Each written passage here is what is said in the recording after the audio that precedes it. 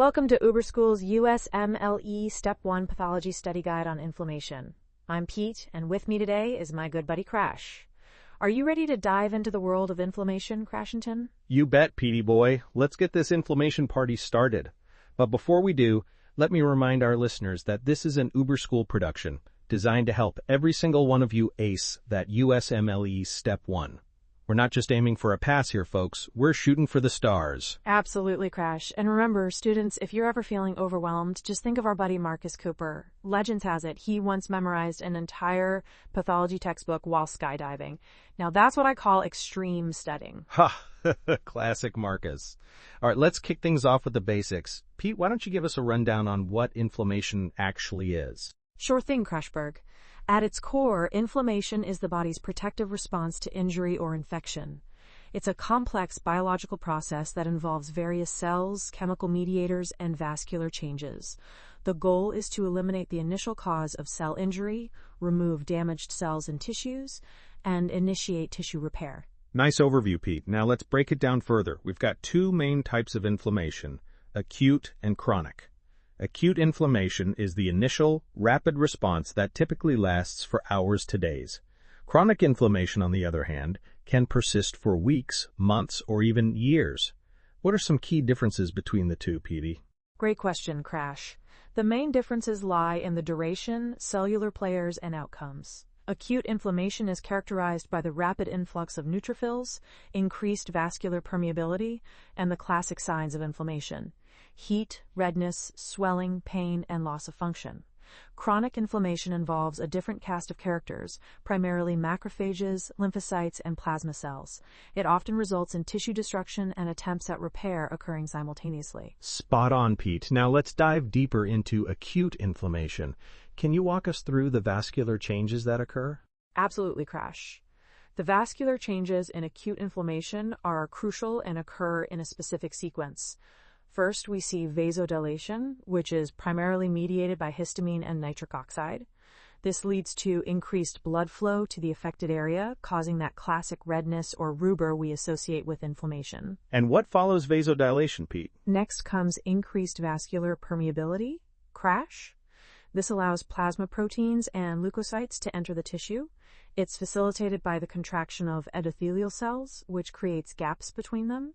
These gaps allow for the extravasation of fluid and cells into the extravascular space. Excellent explanation, Pete. Now let's throw a question at our listeners to make sure they're keeping up. Here's a USMLE style question for you all.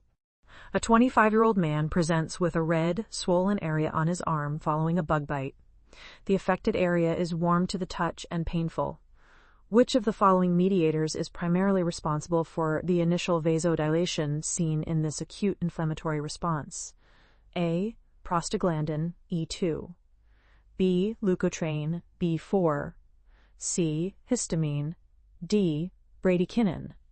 E. Complement, C5A. All right, listeners, take a moment to think about that. We'll reveal the answer after Pete explains the cellular responses in acute inflammation. Take it away, Petey. Thanks, Crash. The cellular response in acute inflammation primarily involves neutrophils. Their recruitment follows a specific sequence: margination, rolling, adhesion, and diapedesis. Margination occurs when neutrophils move to the periphery of blood vessels. Rolling is mediated by selectins on both neutrophils and endothelial cells. And what about adhesion and diapedesis, Pete? Great question, Crashington. Adhesion is facilitated by integrins, which allow neutrophils to firmly attach to the endothelium. Finally, diapedesis, also known as transmigration, is where neutrophils squeeze between endothelial cells to enter the tissue. This process is aided by adhesion molecules like PECAM1. Once in the tissue, neutrophils follow chemotactic gradients to reach the site of injury or infection. Fantastic explanation, Pete. Now let's reveal the answer to our earlier question. The correct answer is C, histamine. Histamine is performed and stored in mast cells and is one of the earliest mediators released in acute inflammation, causing immediate vasodilation. Exactly, Crash. It's crucial for our listeners to understand the roles of these different mediators. Speaking of which, shall we dive into the chemical mediators of inflammation? Absolutely, Petey boy. Chemical mediators are the real MVPs of inflammation. They orchestrate the whole show. Can you give us a rundown of some key players? Sure thing, Crash. We've already mentioned histamine, but other important mediators include prostaglandins, leukotrienes, complement proteins, and cytokines. Prostaglandins and leukotrienes are derived from arachidonic acid and contribute to vascular changes and pain. The complement system enhances phagocytosis and attracts more inflammatory cells. Don't forget about cytokines, Pete. Of course, Crashberg. Cytokines like Illinois 1 and TNF-alpha are crucial in coordinating the overall inflammatory response. They can induce fever, stimulate acute phase protein production, and activate other inflammatory cells. It's a complex network of interactions that ensures a robust response to injury or infection. Well said, Pete. Now let's hit our listeners with another USMLE-style question to keep them on their toes. A 45-year-old woman with rheumatoid arthritis is started on a new medication that inhibits the cyclooxygenase enzyme. Which of the following inflammatory mediators would be most directly affected by this medication? A. Histamine. B. Prostaglandins. C. Leukotrienes. D. Complement C3AE. Interleukin-1. All right, listeners, ponder on that for a bit. While you're thinking, let's transition to chronic inflammation. Pete, what distinguishes chronic inflammation from its acute counterpart? Great question, Crash. Chronic inflammation persists for weeks to months and is characterized by a different cellular profile. Instead of neutrophils, we see a predominance of macrophages, lymphocytes, and plasma cells. It's often associated with persistent infections, autoimmune diseases, or prolonged exposure to toxic agents. And what about the tissue changes in chronic inflammation, Pete? In chronic inflammation, Crash, we see simultaneous destruction and repair attempts.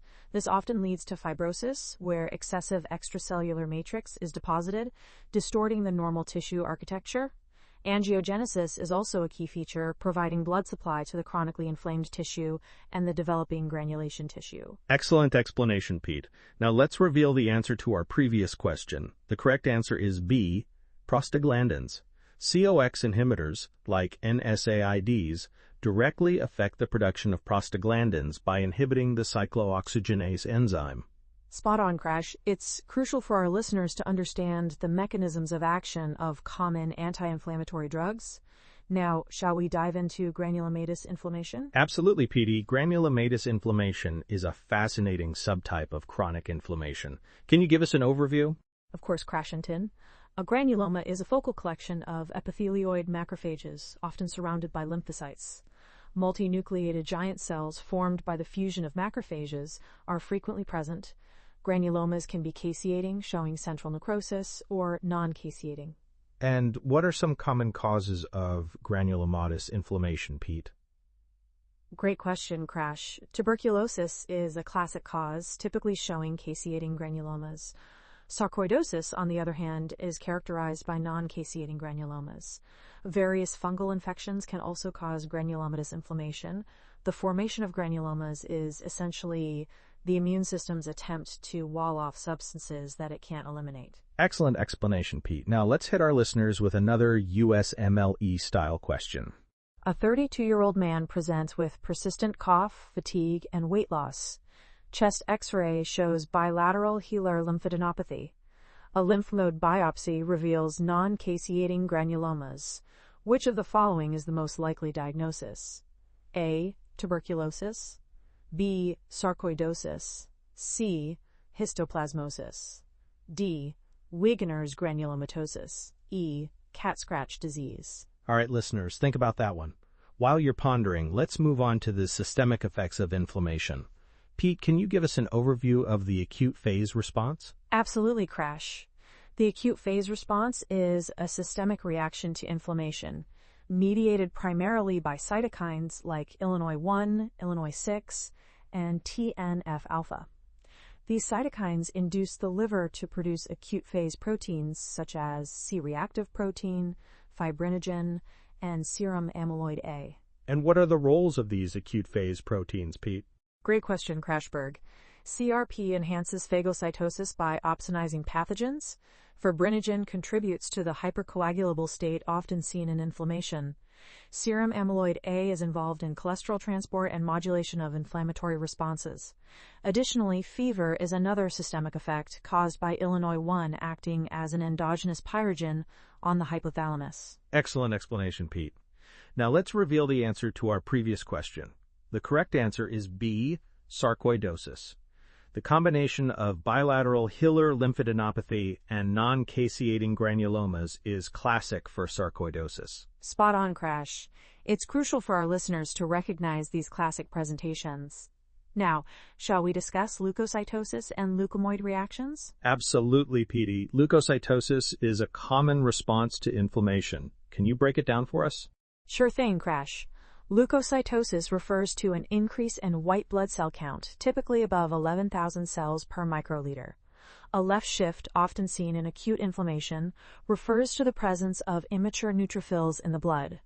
A leukemoid reaction is an extreme leukocytosis, typically exceeding 50,000 cells per microliter, which can mimic leukemia. And why is it important to differentiate between a leukemoid reaction and leukemia, Pete? Great question, Crashington. It's crucial because their management differs significantly. A leukemoid reaction is a reactive process that resolves when the underlying condition is treated, while leukemia is a neoplastic process requiring specific oncologic interventions. Distinguishing between the two often involves additional tests like leukocyte alkaline phosphatase, LAP score. Excellent point, Pete. Now, let's wrap up with wound healing and repair processes. Can you walk us through the phases of wound healing? Certainly, Crash. Wound healing occurs in 4 overlapping phases: hemostasis, inflammation, proliferation, and remodeling. Hemostasis involves platelet aggregation and clot formation. The inflammatory phase we've already discussed in detail. In the proliferation phase, fibroblasts deposit new extracellular matrix and angiogenesis occurs. Finally, remodeling involves collagen reorganization and scar maturation. And what about the types of healing, Pete? Great question, Crashberg. We have primary healing, or healing by first intention, which occurs when wound edges are approximated, as in a surgical incision. Secondary healing, or healing by second intention, involves granulation tissue formation to fill a larger defect. Regeneration refers to the replacement of lost tissue by the same cell type, while repair involves replacement by connective tissue. Excellent explanation, Pete. Now, let's hit our listeners with one final USMLE-style question. A 45-year-old man with a history of type 2 diabetes presents with a non-healing wound on his foot. The wound has been present for 3 months despite standard wound care.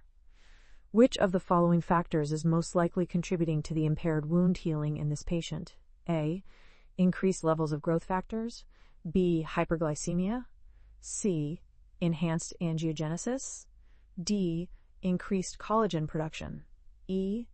Elevated levels of matrix metalloproteinases. All right, listeners, think about that one.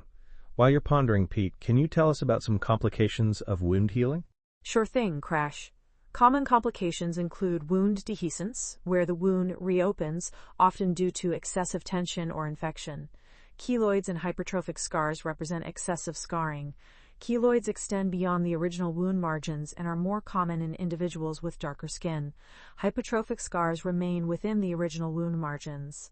Both involve excessive collagen deposition, but the underlying mechanisms differ slightly.